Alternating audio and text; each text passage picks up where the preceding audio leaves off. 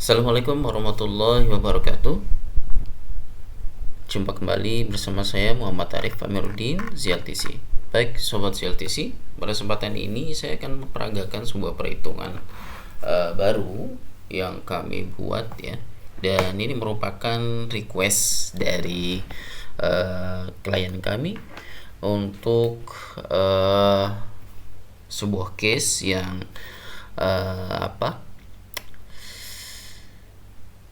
perlu diselesaikan dengan cepat dan dia membutuhkan perhitungan Excel yang bisa menunjang hal tersebut. Oke, baik langsung saja. Di sini kita punya sebuah Excel yaitu untuk perhitungan pondasi raf tangki atau pondasi rakit ya tangki ya, dan di sini kita akan menghitung yaitu pondasi tangki solar ya. Diameter tangkinya sendiri yang berwarna oranye ini berwarna diameternya 10, tingginya 9 dengan tebal dinding tangki. Jadi tebal plat baja yang plat baja tangki yang akan diisi solar itu adalah 7 mili. Ya, dan tentu saja ini disesuaikan dengan spesifikasi tangki yang akan dilaksanakan di project ya. Jadi tidak selalu sama. Maka itu yang berwarna kuning ini adalah nilai-nilai yang harus disesuaikan dengan kebutuhan ataupun dengan kondisi yang dihadapi ya. Oke, yang sementara yang warna putih ini adalah hasil perhitungan sehingga tidak perlu lakukan perubahan ya. Nah ini misalnya berat isi solar itu tidak terisi penuh, biasanya seperti itu. Jadi ada spare untuk area udara seperti itu ya, bisa 80%, bisa 85% ya, semacam itu. Kemudian di sini data solar, ini adalah ketinggian solar dan tinggi air. Ini adalah diperoleh dari berat solar yang ada di dalamnya ya, dibagi dengan area dan volume dari si solar ya, maka akan diketemukan tingginya. Bagi dengan luasan ya, maksud saya seperti itu, maka akan diketemukan tinggi dari solar yang ada di dalamnya ya. Kemudian di sini berat jenis solar, kemudian berat jenis air tes. Jadi sebelum diisi solar kita isi dengan air terlebih dahulu untuk bisa mengetahui kekuatan ataupun penurunan pondasi yang terjadi gitu ya. Jadi kita tes dengan air. Nah, kemudian adalah kecepatan angin ya. Di sini saya ambil 25 meter per detik kecepatan anginnya. Ya, koefisien gempa. Nah, di sini kita menggunakan gempa dengan SNI 2019. Jadi kita di sini bisa dikosongkan atau diabaikan ya. Baik. Kemudian di sini adalah pengecekan diameter tangki. Jadi diameter tangki ini harus lebih besar daripada tangki itu sendiri supaya ada area penyebaran dari gaya yang terjadi atau didistribusikan oleh tangki ke pondasi. Jadi tidak terlalu mepet dengan si tangkinya. Jadi harus ada gap ataupun jarak seperti ini. Ya. Dan gap itu juga dipengaruhi dengan tebal dari pondasi yang kita pakai ya. Jadi tidak bisa asal-asalan gitu ya. Jadi gap itu ada space yang disediakan, itu ada ketentuannya, yaitu biasanya gapnya itu paling tidak setengah dari tinggi pondasi ya, paling tidak ya. Kalau lebih besar lebih bagus seperti itu. Jadi misalnya kita punya di sini tebal pondasi 1 meter, paling tidak gapnya berarti adalah setengah meter seperti itu. Selimut beton sisi bawah biasanya adalah lebih tebal karena berhubungan langsung dengan tanah ya. Bisa kita atur sesuai dengan sini ada ya, jadi tidak asal pilih ya. Nah ini saya pilih 100. Kenapa? Karena biasanya ada pondasi tiang. Kalau menggunakan pondasi tiang dia akan masuk ke dalam bottomnya pondasi tersebut itu sejauh 75 mili gitu ya. Jadi posisi penulangan itu biasanya di 100 seperti ini, 100. Baik. Oke. Dan di sini tebal aspalnya 80 ya. Sini berat jenis aspal 1700 ya. Dan di sini grafik sketsa ini bisa berubah-ubah ya. Jadi tergantung dengan inputan yang kita lakukan. Misalnya di sini adalah nah sketsa ini bisa dirubah sesuai dengan inputan yang kita lakukan. Nah, tadi kami melakukan pengecekan ya, dan penyesuaian. Misalnya di sini kita ganti 10 meter, maka dia akan terlihat seperti ini ya, dia akan berubah. Jadi itu berdasarkan inputan yang kita lakukan seperti itu. Baik, dan di sini misalnya 12 kita ganti jadi 13 ya, maka di sini akan berubah sketsanya ya, seperti itu. Baik, saya lanjutkan. Di sini kita input angle friction, berat jenis tanah, dan nilai kohesi. Nah, ini ada baiknya kita menginput ini berdasarkan hasil lab ya, jadi tidak tebak-tebakan. Mengapa? Karena ini sangat penting, pengaruhnya sangat panjang, terutama pada keamanan struktur yang kita desain. Jadi tidak bisa kita main tebak-tebakan atau perkiraan seperti itu ya. Jadi kita harus lakukan pengujian lab. Kemudian di sini diameter tangki, diameter dari pondasi tiang yang barangkali akan kita pakai jika kondisi tanah itu tidak memungkinkan untuk menerima berat si tangki. Jadi harus kita persiapkan adanya pondasi tiang ya. Dan ini kapasitasnya 101 ton. Ini juga berdasarkan hasil lab ya. Jadi di situ nanti akan ada rekomendasi pondasi tiang ya, berapa kapasitasnya gitu ya. Jadi tidak tebak-tebakan, misalnya 85 ton ya. Kemudian mutu beton dari pondasi yang akan kita pakai misalnya 350 ya. Kemudian mutu bajanya, jadi itu harus kita input. Nah, kemudian kita masuk ke pembebanan ya. Di sini kita input beban tangki perepanan yang sudah kami lakukan perhitungan, jadi tidak perlu lagi diisi ya. Nah, cuman beban mati tambahan yang kita mungkin perlukan. Misalnya di situ ada instalasi mesin apa seperti itu ya. Mungkin beratnya 3 ton lah seperti itu. Dan ini akan langsung berubah di sini total beban matinya seperti itu. Kemudian beban operator, beban ini beban hidup saat operasional, ini sama dengan nilai ini ya. Saat operasional saat bekerja tentu saja dengan diisi solar ya. Kemudian di atasnya ini misalnya ada berapa beban hidup di atas tangki, kita isi 100 ton lah ya, seperti itu. Kemudian saat pengetesan ya, ini dimaksud saat pengetesan itu adalah saat diisi dengan air ya gitu. Jadi kita pasti kita perlu melakukan pengujian seperti itu ya. Nah, pengujian yang kita lakukan itu dengan air ya. Oke, kemudian di sini ada beban angin. Kita menggunakan rumus yang lama, ini V kuadrat dibagi dengan 16. Jadi kecepatan anginnya berapa dibagi dengan 12. Nah, ini faktor koefisien angin ya. Nah, ini juga disesuaikan dengan lokasi. Jadi posisi anginnya dari mana itu akan mempengaruhi nilai koefisien yang dipilih. Nah, kalau misalnya dia berhadapan langsung dengan angin berarti 0,9. Kalau dia posisinya di belakang sisi area yang angin datang, maka itu 0,4. Jadi saya gambarkan misalnya angin datangnya itu dari sini ya. Maka di area sini ini koefisiennya 0,9. Sementara yang di sisi belakang ya, di sini ini koefisiennya 0,4 ya. Jadi walaupun terhalang oleh sebuah benda itu bukan berarti anginnya terus sisi belakang ini nggak ada, itu sama sekali itu salah ya. Jadi angin itu dia akan tetap menyelimuti sebuah objek ya, sebuah objek yang ada di depannya dan di sisi belakangnya itu tetap terimbas gaya angin ya, walaupun nilainya kecil ya, bisa di setengahnya dari sisi depan ya, seperti itu.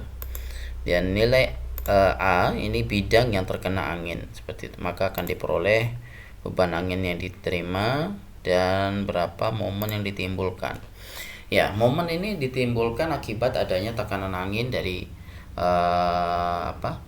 tangki, dan itu posisinya tidak pada level pondasi. Jadi pasti ada di tengah-tengah tinggi tangki seperti itu ya, sehingga akan menimbulkan momen yang bisa mendorong tangki tersebut dan tentu saja menimbulkan efek eksentrisitas pada pondasinya. Jadi tidak semata-mata hanya gaya geser gitu ya, itu tidak seperti itu kinerjanya, karena si tangki sendiri pasti akan mentransfer gaya dorong yang diberikan oleh si angin itu pada pondasinya seperti itu. Nah, transfernya itu adalah menjadi momen seperti itu. Nah, sama halnya dengan beban akibat gaya gempa. Ya, di sini kita peroleh dari website Postgame Spectra ya, di situ ada nilai SS, S1, SDS dan SD1. Nah, ini teman-teman bisa langsung searching deh di internet ya. Postgame Spectra, dan di situ kita akan peroleh data-data yang dibutuhkan dan kemudian kita input di area yang warna kuning. Sementara nilai rumus ini bisa sudah kami tampilkan di dalam file Excelnya, sehingga tinggal diubah sesuai kebutuhan. Kemudian di sini kita akan melakukan pengecekan terhadap gaya geser dan tegangan tanah. Ya, di sini adalah inputan kombinasi beban ya.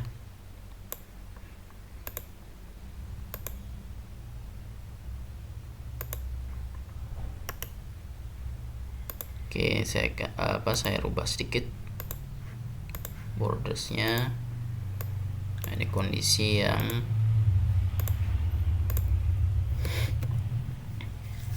ya. Nah, ini kombinasi kombinasi beban. Yang ini saat kosong, ini saat pengetesan, artinya dengan air, kemudian saat beroperasi seperti itu ya.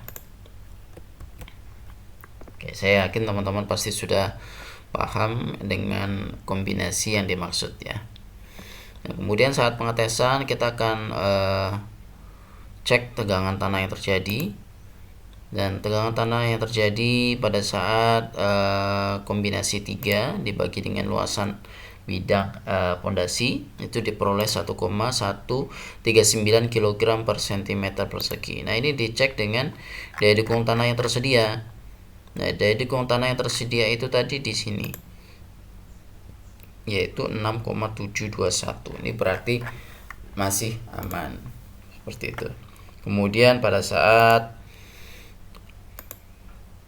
beban angin ya, jadi itu juga dicek dengan rumus seperti ini ya, ditambahkan momen angin dibagi dengan WX ya, section modulus dari pondasi ya.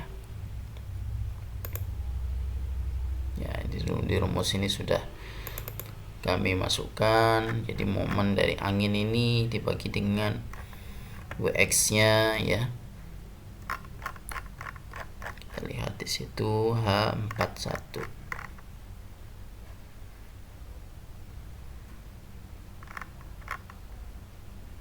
Ya, di sini kami sudah tampilkan modulus section pondasi.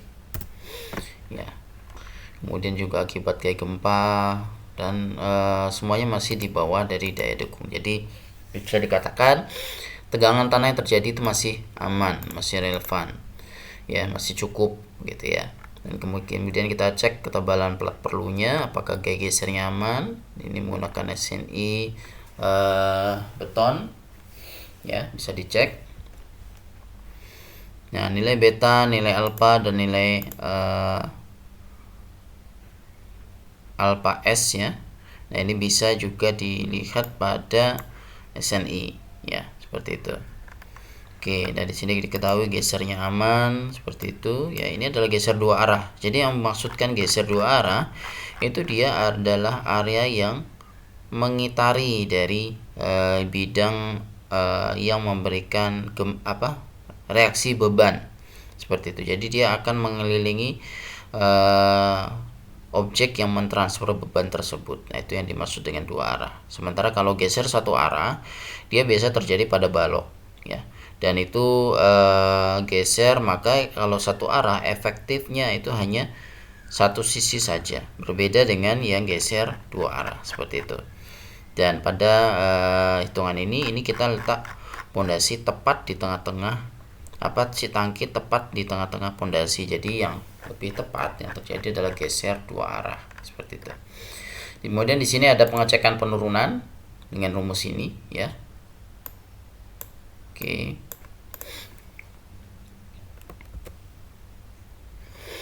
Yang diketahui penurunannya 2,634 cm, ya. Dan jika kita cek dengan penurunan jangka panjang, nah nilai CC, nilai pori-pori ini semua dari pengujian tanah, ya. Sementara nilai data-data satu ini dari file yang kami lampirkan. Kemudian di sini diketahui penurunan not oke, karena syaratnya hanya 8 cm yang terjadi 10,209 cm, sehingga harus dilakukan penambahan tiang. Nah, di sini dibutuhkan 18 tiang. Nah, kalau kita pakai dengan sudut 30 derajat, setiap 30 derajat ada pondasi tiang, itu totalnya adalah 36 tiang. Begitu. Jadi kalau misalnya masih terlalu banyak, berarti kita besarin sudutnya, ya. Misalnya kita 45 derajat. Nah, di sini akan otomatis berubah konfigurasinya seperti itu, ya. Nah, kemudian misalnya kita ganti, masih kebanyakan, bisa enggak yang lebih sedikit, 50. Nah, bisa juga. Ini 21 tiang, ya. Nah, oke. Jadi konfigurasinya di sini sudah otomatis, ya, semi otomatis, ya. Memang perhitungan ini kami buat seperti itu. Dan di sini ada pengecekan terhadap eksentrisitas, ya, momen yang ditransfer oleh gaya angin tadi, gaya gempa tadi, itu harus kita cek terhadap masing-masing kondisi tiang. Ini dia. Jadi reaksi total si tiang itu bisa diketahui di sini. Ada yang paling besar adalah 84 ton, ya. Nah, ini masih di bawah dari daya dukung maksimal yang dimiliki, yaitu ini 85 ton. Jadi masih aman, ya. Seperti itu. Nah, kita lihat lagi ke bawah, juga tidak ada yang di bawah 85 ton. Jadi masih oke. Seperti itu, ya. Nah, lihat di sini ada yang error. Nah, ini box-box seperti ini kadang muncul padahal kita tidak lakukan pengeditan tadi, kan, ya. Kita tadi hanya melakukan pengeditan di atas. Nah, untuk mengatasi hal itu, kalau fungsinya masih menggunakan tabel, di sini bisa tinggal ditarik seperti ini, ya. Ya, oke. Tapi selalu lakukan cross check, ya, terhadap file-file Excel. Jadi karena dia yang sering terjadi itu ada bugs di mana formula tersebut tidak teraplikasikan padahal sebelumnya sudah kami aplikasikan, ya. Jadi hal itu yang mungkin perlu kita carikan solusinya bersama, ya. Dan tetapi dengan perhitungan ini, teman-teman yang membutuhkan pengecekan secara singkat dan segera butuh keputusan berapa jumlah tiang yang terjadi ataupun penurunan yang terjadi, gitu, ya, sehingga bisa memberikan segera keputusan desain yang terbaik, ya, maka perhitungan ini bisa dijadikan sebuah alternatif tercepat dan tidak memerlukan pemodelan yang panjang seperti itu. Baik, demikianlah peragaan penggunaan perhitungan kami yang baru. Semoga dapat bermanfaat, dan selain itu juga dari perhitungan ini kami bisa mengembangkan sesuai dengan kebutuhan dari masing-masing klien, ya. Apabila memerlukan sebuah pengembangan terhadap project-project ataupun case-case, langsung hubungi kami di nomor yang ada di deskripsi. Terima kasih. Assalamualaikum warahmatullahi wabarakatuh.